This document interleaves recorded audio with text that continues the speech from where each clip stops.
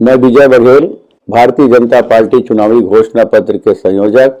सबो हमारे अनियमित कर्मचारी मल्ला, चाहे वो दैनिक वेतन भोगी हो, चाहे संविदा हो, चाहे अनुकंपा वाले हो, चाहे स्वास्थ्य कर्मचारी हो, चाहे अतिथि शिक्षक हो और अन्य प्रकार के जो नामित कर्मचारी है वो सबला में बहुत बहुत दिवाली के और धनतेरस के बधाई शुभकामना देता हूँ। और हमारे सरकार ये वक्त के चुनाव ये संकल्प ले है, हम सब मिल के ले हन और मोदी जी के भी संकल्प है कि आप सब मन के संघर्ष हम सब प्रणाम करत हन और आपके हर समस्या ला हम एक समिति बना के, जे समिति में आपके संगठन के भी दो व्यक्ति रही और उस समस्या ला हम बहुत जल्दी 100 दिन में पूरा करबो, ये बात के हम संकल्प लेवत हन। आप सब ला बहुत बहुत बधाई, बहुत शुभकामना। तीसरा बिंदु रखना चाहूंगा पंचायत सचिवों के संबंध में। पंचायत सचिव साथियों का नियमितीकरण किया जाएगा और उनका बकाया अरियर पीपीएफ में जोड़ा जाएगा। यह पंचायत सचिवों की दृष्टि से बहुत ही बड़ा और ऐतिहासिक निर्णय भाजपा द्वारा जारी संकल्प पत्र में लिया गया है। ये सारे बिंदु संकल्प पत्र में कहीं कोई बिंदु कहीं है, कोई बिंदु कहीं है, तो बहुत सारा दिख नहीं पा रहा है, लेकिन हाईलाइट करके इतने बड़े जो निर्णय भाजपा ने संकल्प पत्र के माध्यम से मोदी की गारंटी के तहत लिए हैं, इसको हमको अप्रिशिएट करने की और समझने की जरूरत है। चौथा बिंदु मैं कहना चाहूंगा कि नियमितीकरण, स्थायीकरण, संविदा कर्मचारियों का, दैनिक वेतन भोगी कर्मचारियों का बहुत ही बड़ा विषय है। दोस्तों, कई साथियों ने मुझे फोन भी किया कि नियमितीकरण के मामले में क्या स्टैंड है। जो बहुत स्पष्ट स्टैंड है। भारतीय जनता पार्टी के मध्य प्रदेश की सरकार को आप जानते हैं, शिवराज सिंह चौहान जी वाली सरकार को, वहां तो कोई घोषणा पत्र में वादा नहीं किया गया था, फिर भी स्थायीकरण के बारे में एक अच्छा ऐतिहासिक निर्णय मध्य प्रदेश में हुआ है। इसी तरह से हरियाणा सरकार में आप जाकर देख सकते हैं, वहां भी एक बड़ा ऐतिहासिक निर्णय जो कर्मचारियों के स्थायीकरण नियमितीकरण के संदर्भ में लिया गया है। भारतीय जनता पार्टी ही कर्मचारियों की हिमायती सरकार रही है, हमेशा कर्मचारियों का पक्ष लेती रही है। इसमें कमेटी के बारे में डिसीजन लिया गया है। कमेटी में संविदा, दैनिक वेतन भोगी कर्मचारियों को भी समिति में सम्मिलित करने की बात कही गई है। मैं आप सब लोगों को विश्वास दिलाना चाहता हूं कि स्थायीकरण का रास्ता, नियमितीकरण का रास्ता भारतीय जनता पार्टी ही प्रशस्त करेगी और आपका ओपी चौधरी आप लोगों के इस अधिकार के लिए हमेशा संकल्पबद्ध होकर, प्रतिबद्ध होकर ये लड़ाई आप लोगों के लिए लड़ता रहेगा। पांचवा बिंदु जो है, मितानिन कर्मचारियों के मासिक मानदेय में और 50% की वृद्धि करेंगे।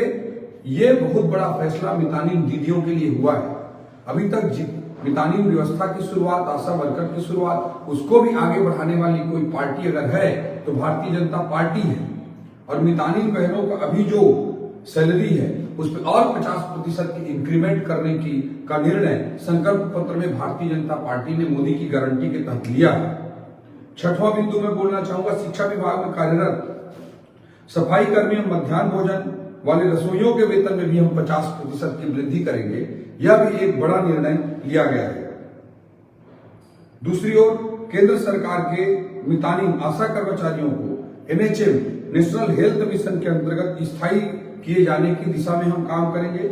यह भी बहुत महत्वपूर्ण विषय है और कर्मचारियों के तनख्वाह, सैलरी, इन सबको भी समय पर दिया जाएगा, तो भारतीय जनता पार्टी हमेशा करती आई है। ये कुछ महत्वपूर्ण बिंदु कर्मचारियों की दृष्टि से भाजपा के संकल्प पत्र में अमित शाह जी के द्वारा जारी किए गए हैं, जो हमारे छत्तीसगढ़ के कर्मचारी साथियों के लिए बहुत महत्वपूर्ण है। संकल्प पत्र में कोई बिंदु किसी पेज पे है, कोई बिंदु किसी पेज पे है, इसलिए मैं एकीकृत करके ये फेसबुक लाइव कर रहा हूं ताकि आप लोगों को इन मुद्दों पर स्पष्टता हो सके।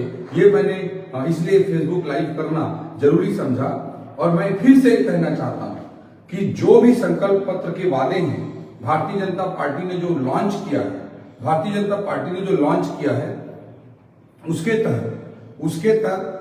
तहत ये, और अगर देखा देखी कांग्रेस भी प्रतिस्पर्धा करने की जो बात करती है, इसमें बहुत स्पष्ट है कि जब तक डबल इंजन की सरकार नहीं रहेगी, जब तक केंद्र की सरकार का सहयोग नहीं रहेगा, जब तक मोदी जी का सहयोग नहीं रहेगा, ये वादे कोई भी राज्य सरकार छत्तीसगढ़ के हालात में व्यवहारिक रूप से नहीं पूरा कर सकता, आप सभी को पता है। इसलिए मैं निवेदन करता हूं कि डबल इंजन की सरकार बनाइए। केंद्र में 2024 में सबको ज्ञात है कि मोदी जी के नेतृत्व में तीसरी बार हैट्रिक भारतीय जनता पार्टी की सरकार बनने जा रही है। वैसी स्थिति में अगर गलती से छत्तीसगढ़ में कांग्रेस होगी तो ये वादे कांग्रेस कदापि पूरे कर ही नहीं पाएगी। भारतीय जनता पार्टी की सरकार रहेगी तभी ये वादे पूरे हो सकते हैं, डबल इंजन की सरकार के माध्यम से, मोदी जी के सहयोग से, केंद्र सरकार के सहयोग से। इस बात को उनको जानना और समझना बेहद जरूरी है। दोस्तों, जो कांग्रेस को अगर करना ही रहता तो 1,000-1,500 रुपया वृद्धा पेंशन का पिछली बार वादा किया था, उसे पूरा क्यों नहीं किया? 2,500 रुपया बेरोजगारी भत्ता का वादा किया था, उसको पूरा क्यों नहीं किया? शराबबंदी का वादा किया था, उसको पूरा क्यों नहीं किया? स्व सहायता समूहों के कर्जा माफी का वादा किया था, उसको पूरा नहीं किया? किसानों का कर्जा माफी पूरा क्यों नहीं किया? ऐसे एक नहीं सैकड़ों बिंदु हैं जिसको इन्होंने ध्यान ही नहीं दिया। आज मैं बोलना चाहता हूं, भारतीय जनता पार्टी की डबल इंजन की सरकार की छत्तीसगढ़ में जरूरत है और तभी जो किसान भाइयों को, माताओं बहनों को, भूमिहीन साथियों को, युवाओं को, जो कर्मचारियों को जो संकल्प पत्र में बिंदु शामिल किए गए हैं वो भाजपा ही पूरा कर सकती है और डबल इंजन की सरकार के माध्यम से पूरा कर सकती है, मोदी जी के सहयोग से पूरा कर सकती है। इन महत्वपूर्ण बिंदुओं को मैं आपके सामने रखना चाहता था। जय हिंद, जय भारत, जय छत्तीसगढ़, जय जोहार साहब।